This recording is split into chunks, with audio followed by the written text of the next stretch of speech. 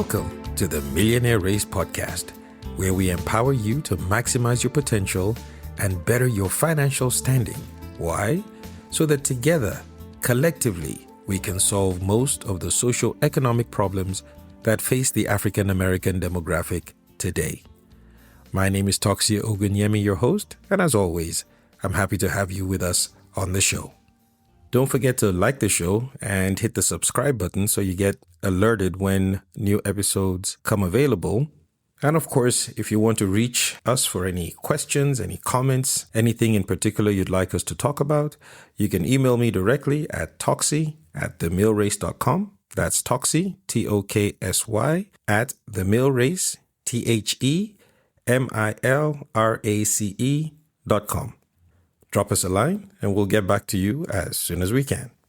I'd like to extend a special thank you to those of you who have shared the show with other people. We can see from the numbers that more and more people are beginning to listen to the show, so thank you very much. It would also account for a strange statistic I have on one of the episodes. Recently we completed the 531 method for financial success, which is made up of 9 short episodes of the steps to take towards your financial success. And for some reason, episode 2 out of the 9 is blowing up on its own. Not episode 1, not episode 3, but episode 2. And I'm not really sure why. I can only assume that there's some people who have heard that particular episode and it resonates with them and they're spreading that to other folks, which is great. And I do thank you tremendously for doing that. But I would also encourage to listen to the other 8 episodes in that series because they all go hand in hand. You start from 1, 2, 3, all the way up to 9. Each one contains one step, one part of the 531 method, which if you combine everything together, will almost definitely guarantee you financial success, the type of success that we're talking about on this show. So once again, thank you for those who are sharing the show. And as you're sharing episode 2, please share the other ones as well. Thank you. Today, we're going to have a really fun episode. Fun for me, because if you've heard, as I've said before, I love breaking out the financial calculator. And that's what we're going to do today. As we say all the time, the true facts, African Americans make up 12% of the United States population, but only control about 2% of the wealth. That's a very shocking statistic, but it explains a lot of what you see in our society today. As a demographic, not as individuals, but as a collective group, if we control only 2% of the wealth, you can statistically say the demographic is living in poverty. And a lot of the social ills that we see and a lot of the negative branding that we have as a group comes from poverty, not the color of our skin or anything like that. It's because of poverty. So as we're trying to enact social change, one of the ways we can do that as we preach on this show is by getting our finances up, by each African American household attaining a net worth of $1 million or more. And I'll repeat that statistic as well, which again, you can get from the census.gov site. There are 19 million African American households in the United States, of which, as of the 2020 census, only 350,000 of them have a net worth of $1 million or more. That's extremely low.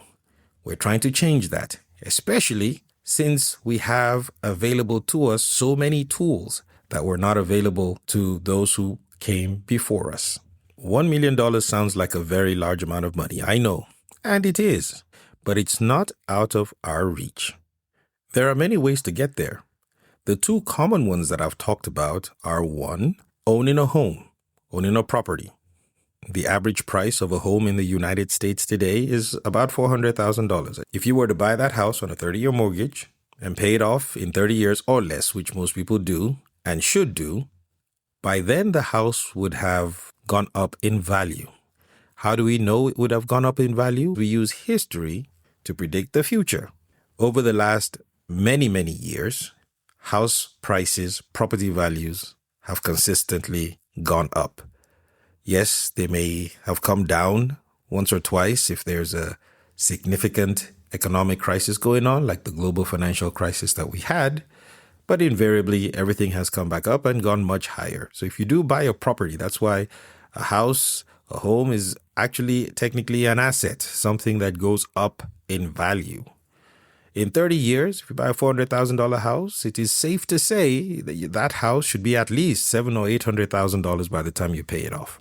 And if at the same time you invest in the stock market, which is available to all of us, even if you invest just $100 or $200 a month, in 30 years, 40 years, it would have grown to a large amount of money. Everyone should have more than a net worth of $1 million by the time they're ready to retire. Everyone should have that amount. Now, there are many reasons why we don't. I understand that totally. There are many socio-economic things that affect people being able to accomplish that. And it doesn't matter what other people think. What matters is what we can do about it. No matter where we're starting from, if we transform our minds and do the things necessary to change or improve our financial standing, we will get there and beyond. $1 million sounds like a large number, but it actually isn't. But that's what we've set for our goal here. Our hope and prayer for you is that you attain the net worth of $1 million and go beyond that. And then you will be a candidate for another show, one that maybe talks about net worths of $5 to $10 million. For us, it's $1 million, and we're going to help you get there. If you do the things that we talk about, you will get there. So briefly today, like I said, I'd like us to have some fun. We're going to play with some numbers. We're going to look at the stock market portion of how I think we can invest and get to $1 million and more. But before we jump into that, let me quickly explain what we're talking about when we're talking about investing in stocks and the stock market. Companies, publicly traded companies, divide their value into what are called shares, little bits. So let's say, just to make the math easy, a company is worth $100. Then they divide that company into 100 shares. That value of $100, it is divided into 100 shares. And they can sell each share to 100 people. So everybody owns 1/100th or 1% of the company. Each share is worth $1. If that company becomes more profitable and the value of the company goes up to $200, since there are 100 shares out there, each share is now worth $2. And that's the goal. The goal of the people in the company is to keep increasing the value of the company from 1 to 2 to 300 to 400 to 1,000 to 10,000 to 1,000,000.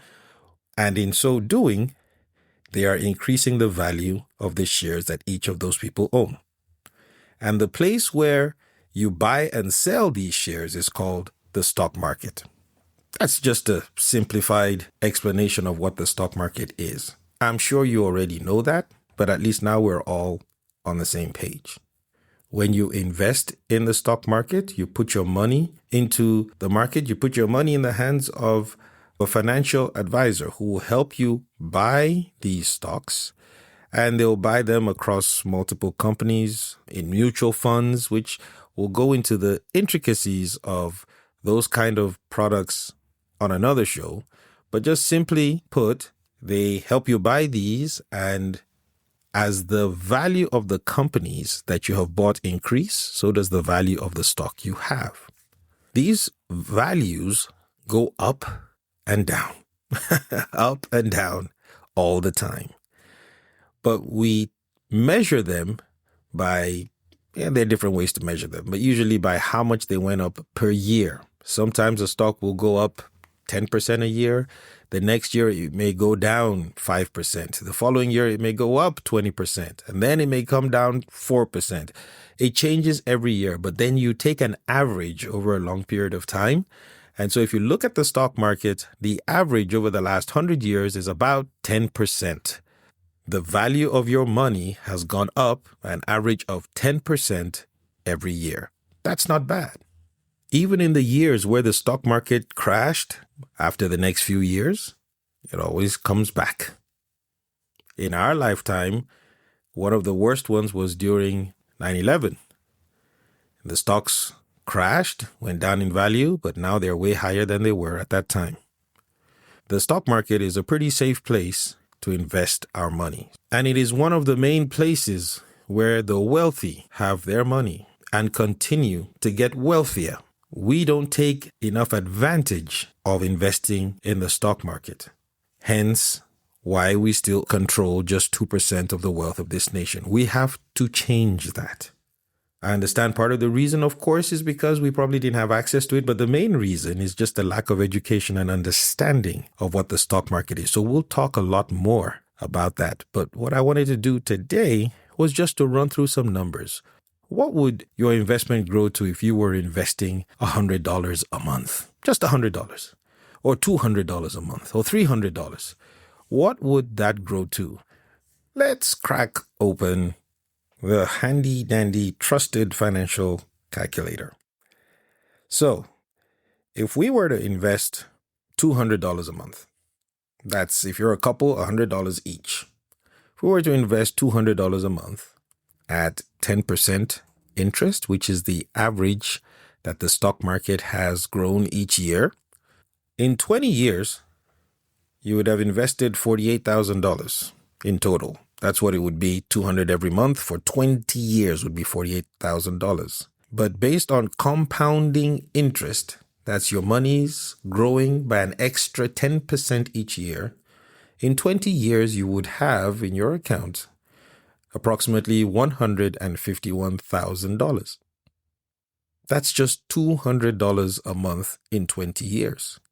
If you were to keep it there and keep going for 25 years, it would have ballooned to $265,000. And you'd have only invested $60,000 at that point, and not even at once. Remember, this is just $200 per month.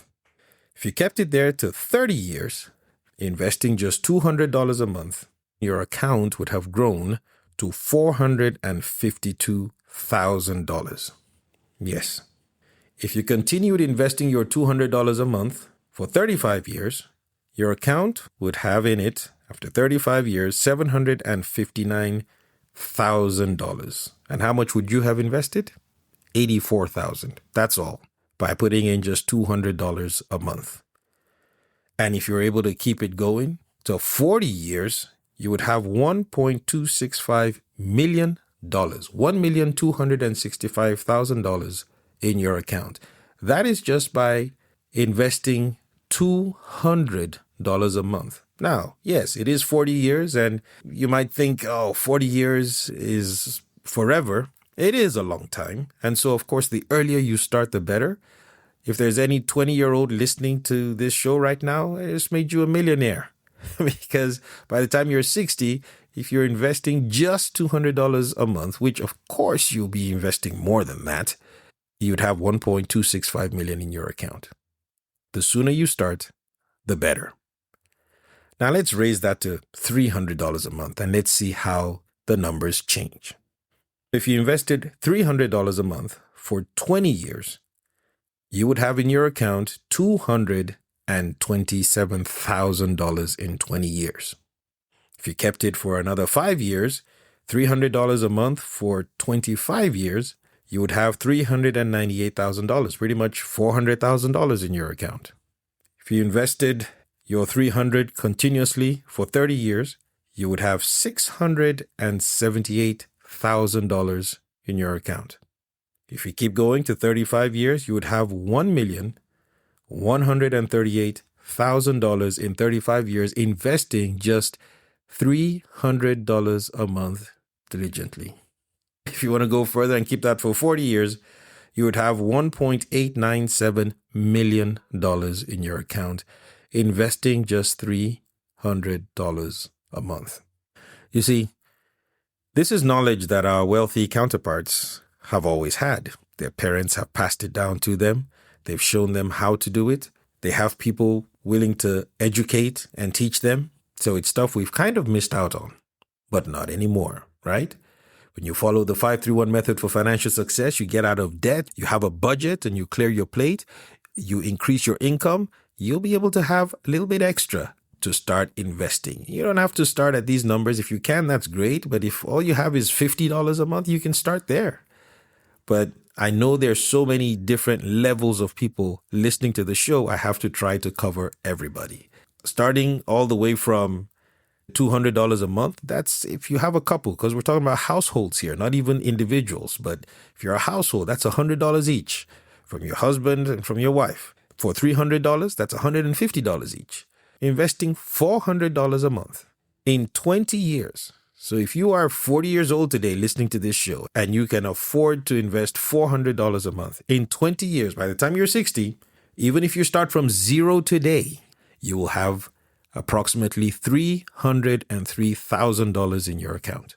In 25 years, by the time you're 65, we're using the example of if you're 40 today, you have $530,000 in your account.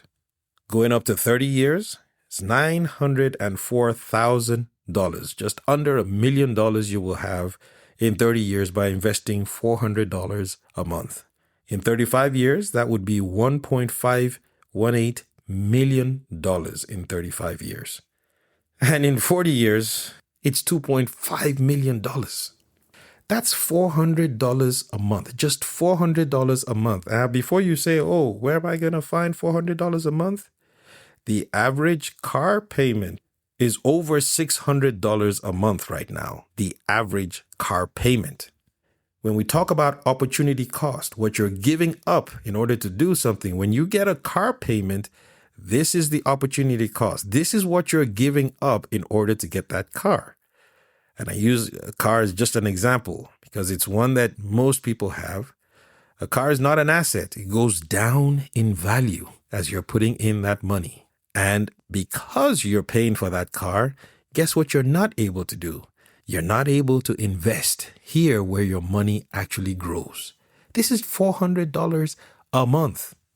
If you've ever had a car payment, you've paid on it, you can do this as well. I'm going to go up just one step higher. I'll go to $500 a month. If you are able to invest $500 a month, get rid of that car payment, like in the example we just gave, and start paying $500 to yourself instead of the bank.